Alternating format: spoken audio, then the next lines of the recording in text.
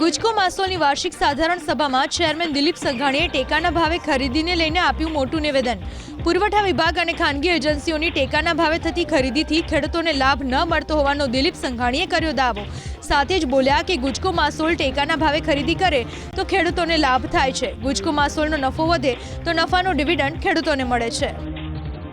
જીતુભાઈ ભૂતકાળમાં ક્યારે કોઈક રાજકીય ડાઘ લાગ્યો તો ગુજકો મસૂલને ખરીદી ન આપી, ગુજકો મસૂલની આવક ઘટી તો ખેડૂતોને ડિવિડન્ડ, અહીંયા આવક વધે તો ડિવિડન્ડના રૂપમાં ખેડૂતો પાસે જાય। આજ પુરવઠા નિગમ ગમે એટલો વેપાર કરે, ખેડૂતોને એક રૂપિયો નહીં મળે।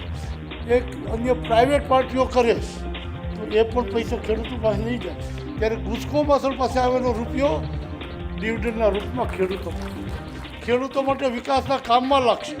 હવે ખેડૂતો માટે વિકાસના કામમાં લાગે એટલે અમે મહેસાણા ખાતે એગ્રી લોજિસ્ટિક પાર્ક પ્રોસેસિંગ બનાવ્યું છે।